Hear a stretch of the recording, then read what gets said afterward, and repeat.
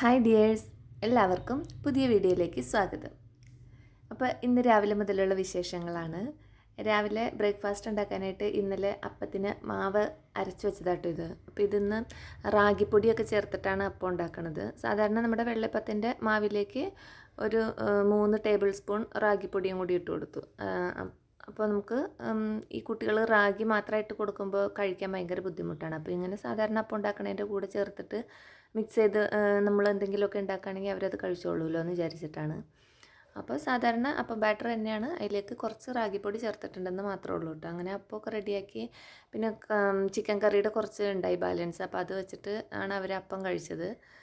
അങ്ങനെ ബ്രേക്ക്ഫാസ്റ്റൊക്കെ കഴിഞ്ഞിട്ടുണ്ട്. പിന്നെ ഉച്ചയ്ക്ക് ലഞ്ചിന് വേണ്ടിയിട്ട് ഒരു കറി ഉണ്ടാക്കാമെന്ന് വിചാരിച്ച് ഉള്ളി വറുത്തരച്ച് കറി വയ്ക്കുമല്ലോ, അതിന് വേണ്ടിയിട്ട് ഉള്ളി ക്ലീനാക്കി വെച്ചതാട്ടോ കാണിച്ചത്. പിന്നെ തേങ്ങയൊക്കെ വറുത്ത് മുളക് പൊടി മല്ലിപ്പൊടിയൊക്കെ ചേർത്ത് വറുത്ത് വെച്ചിട്ടുണ്ട്. ഇനി അത് ചൂടാറി കഴിയുമ്പോൾ നമുക്ക് അരച്ചെടുക്കണം. അപ്പോൾ അത് ആ സമയത്തിന് ഉള്ളിയൊക്കെ അരിഞ്ഞ് എടുത്തിട്ടുണ്ട് കേട്ടോ. അപ്പോഴത്തേനും നമ്മുടെ തേങ്ങയൊക്കെ ചൂടാറിയിട്ടുണ്ട്. അത് ഞാൻ മിക്സിയുടെ ജാറിലേക്ക് മാറ്റി കൊടുത്തു. പിന്നെ ഈ തേങ്ങ അരച്ചതിൻ്റെ കൂടെ തന്നെ ഞാൻ വാളംപുളി ചേർത്ത് അരച്ചെടുത്തു കേട്ടോ. അപ്പോൾ പിന്നെ ഇനി പുളി പിഴിഞ്ഞ് വേറെ ഒഴിച്ച് അങ്ങനെ സമയം പോകണ്ടല്ലോ എന്ന് വിചാരിച്ച് അത് അരച്ചപ്പോൾ ഒന്ന് അരിഞ്ഞ് വന്നപ്പോൾ കുറച്ച് പുളിയും കൂടി ചേർത്ത് വീണ്ടും ഒന്നും കൂടി അരച്ചെടുത്തതാണ്.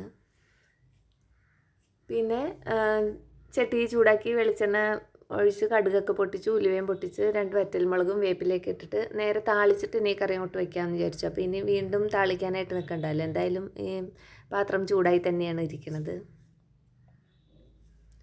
പിന്നെ അതിലേക്ക് ഉള്ളി ഇട്ടിട്ട് ഒന്ന് വഴറ്റിയെടുക്കുകയാണ്. ഇതാകുമ്പോൾ ഒരുപാട് ഇങ്ങനെ വെന്ത് പോകണത് എനിക്കിഷ്ടമല്ല കേട്ടോ. ഇങ്ങനെ ഉള്ളിക്കറി വയ്ക്കുമ്പോൾ ആ ഉള്ളി ഒന്ന് കടിക്കാൻ കിട്ടണം. അപ്പോൾ ആ ഒരു പാകത്തിനാണ് വഴറ്റിയെടുക്കണുള്ളൂ, ഇങ്ങനെ ഉടച്ചെടുക്കണില്ല.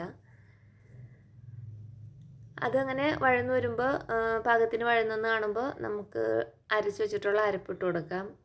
പിന്നെ ഞാൻ പച്ചമുളക് ഇപ്പോഴാട്ടോ ചേർത്ത് കൊടുത്തത്. ഉപ്പൊക്കെ ചെക്ക് ചെയ്യണം. പുളി പിന്നെ കൂട്ടി അരച്ചേക്കണോണ്ട് ഇനി പുളി നോക്കേണ്ട ആവശ്യമില്ല. അപ്പോൾ ആവശ്യത്തിന് ഉപ്പ് ഇട്ടിട്ട് അത്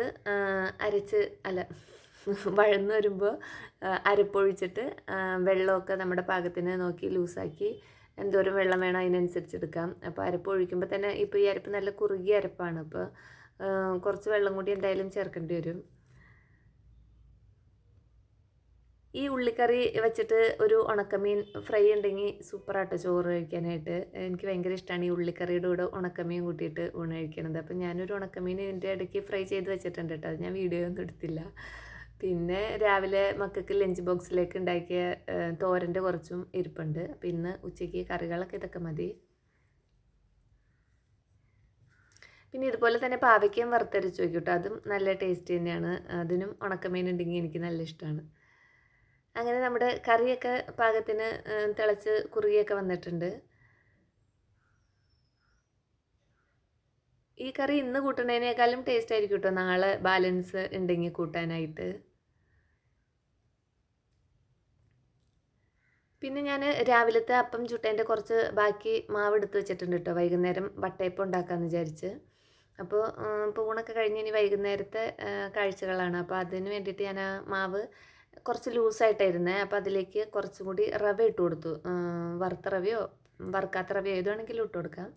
അപ്പോൾ കുറച്ച് റവ ഇട്ട് കൊടുത്തിട്ട് 2 ഏലക്കയും ചതച്ചിട്ട് കൊടുത്തിട്ടുണ്ട്. പിന്നെ കുറച്ച് തേങ്ങയും പഞ്ചസാരയും കൂടി ഇട്ടിട്ട്, പഞ്ചസാര ഞാൻ നേരത്തെ തന്നെ മിക്സ് ചെയ്ത് വെച്ചിട്ടുണ്ടായി.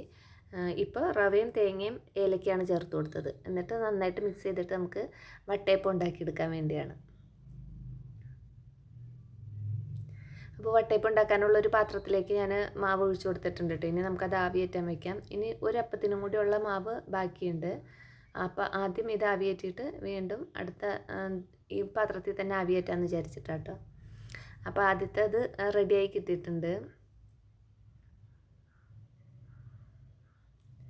അത് ഒരു പാത്രത്തിലേക്ക് മാറ്റിയിട്ടുണ്ട് കേട്ടോ. ചൂടുണ്ട്, ചൂടാറി ഒന്ന് പതുക്കെ ആറിയിട്ട് വേണം കട്ട് ചെയ്യാൻ. നല്ല സോഫ്റ്റായിട്ട് കിട്ടിയിട്ടുണ്ട് കേട്ടോ.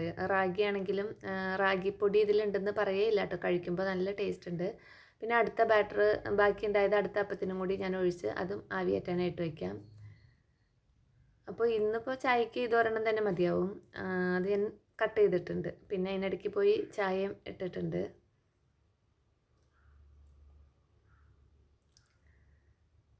നല്ല ടേസ്റ്റി ആയിട്ടുള്ള വട്ടയപ്പായിരുന്നു കേട്ടോ. റാഗിപ്പൊടി ആണെങ്കിലും റാഗിപ്പൊടി അപ്പോൾ ഇങ്ങനെ ഉണ്ടാക്കി കഴിഞ്ഞാൽ കുട്ടികൾക്കും നല്ല ഇഷ്ടമാവും. കഴിക്കാത്ത കുട്ടികളും കഴിച്ചോളും. അതിപ്പോൾ മില്ലറ്റൊക്കെ ഒരുപാട് ഗുണമുള്ളതാണല്ലോ, മക്കൾക്ക് അതിൻ്റെയൊക്കെ ഗുണം കിട്ടുകയും ചെയ്യും. അങ്ങനെ ചായയൊക്കെ കുടിച്ചിട്ടുണ്ട്. അപ്പോൾ ഇന്നത്തെ വിശേഷങ്ങൾ ഇതൊക്കെയുള്ളൂ. വീണ്ടും അടുത്ത വീഡിയോയിൽ അടുത്ത വിശേഷങ്ങളുമായിട്ട് വരാം.